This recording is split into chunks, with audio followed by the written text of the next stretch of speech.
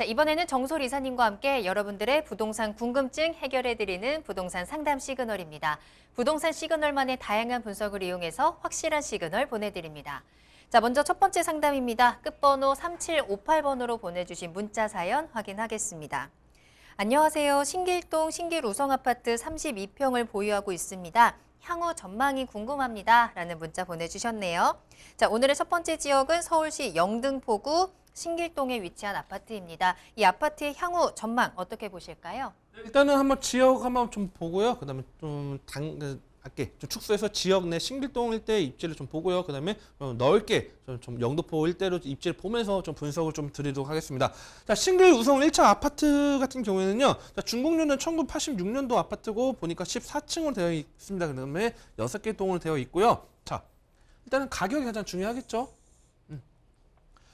평균 가격을 봤을 때는 뭐 7억 6천 같은 뭐 저층이나 뭐 금매를 계산했을 때는 한 8억 초반에서 이제 한 12억 정도로 보는 것 같은데, 자, 뭐 매매를 클릭하면 또 부동산 정보가 나오다 보니까 제가 이 금액을 기준으로 좀 말씀드리면, 자, 일단은 신길동 자체로 볼게요. 신길동 자체를 보면요, 좀 약간 지도가 좀 느리네요. 자, 신길동 자체를 보면요. 과거 이쪽 밑에가 이제 신길 루타운이죠. 신길 루타운이 지금 계속적으로 들어오고 있고요. 그 다음에 이 7호선 라인이 자리 잡고 있고, 여기 같은 경우는 좀 1호선이 그나마 과거에 좀 가깝고 비슷한 거리겠죠. 자, 근데 여기서 포인트는 뭐냐면, 첫 번째 포인트는 저는 정답을 먼저 말씀드리면, 보유하시라. 계속. 왜 그런지는 뭐 아실 겁니다. 일단은 만약에 집을 반드시 팔아야 돼. 언젠가는 팔아야 되는데, 나는 무조건 다주택자에서 또는 뭐 다른 부동산 투자 계획이 있어서 또는 다른 목적이 있어서 팔아야 된다고 하면 언제 팔아야 되냐? 최소한 이 신안산선이 개통하고 나서 파세요. 그 전에 뭐 어떻게 뭐 세금적인 부분은 어쩔 수 없겠지만 그런 거 아니면 일단 첫 번째는 막 신안산선이 개통되면 파는 게 좋은데, 일단은 보유가 저는 오히려 좀 더 갖고 가시라 말씀드리고 있고요. 자, 두 번째 좀 넓게 보면요. 이 신길 루타운 같은 경우는 어느 정도 이제 자리 잡고 있습니다. 신길 루타운이 자리 잡고 있고, 그 다음에 밑으로 해서 위쪽으로 하면 영등포 일대 뭐 개발이 뭐 진행이 되고, 여기는 뭐 지금 도심 개발로 해서 또 높은 층으로 좀 개발되고 이제 개발이 진행이 되죠. 자, 다양하게 있고, 지금 신길 아까 말씀드린 신안산선이 이제 또 들어와서 밑으로 해서 위로 해서 뭐 여의도까지 접근하는 이런 요소들이 있는데, 자, 저는 장기적으로 말씀드리면 이 지역 일대 가격 상승이 끌어낼 수 있는 것들이 충분히 있다, 이렇게 말씀드리고 있습니다. 왜 그러냐면, 자, 신길 우성 아파트 보면 뭐 86년도 아파트이기 때문에 뭐 재건축이 일어날 수 있을까요? 그거는 제가 뭐 딱 지금 당장 뭐 된다 안 된다 말씀드리기는 어렵겠지만, 왜 그러냐면, 자, 민근에 보면요. 자, 대림동이 있습니다. 자, 대림동 같은 경우가 보면요. 상당히 지금 아파트 단지들 제외하고요. 자, 상당히 노후화된 지역들이 상당히 자리 잡고 있습니다. 자, 근데 대림 같은 경우에는요, 2호선과 7호선 더블 역세권이 자리 잡고 있습니다. 자, 많은 분들이 이럽니다. 자, 대림동 개발하기 쉽지가 않습니다. 왜 그러냐 제가 여쭤보면, 뭐 여기 뭐 다양한 교포분들도 많이 거주하고 계시고 다양하고 있고, 그러다 보니까 여기는 개발하기 어렵다 말씀하시는 분들이 많습니다. 자, 그런데 저는 오히려 반박을 어떻게 드리냐면요. 자, 1990년대 초반만 해도 이 신길동 일대도 많은 뭐 다른 뭐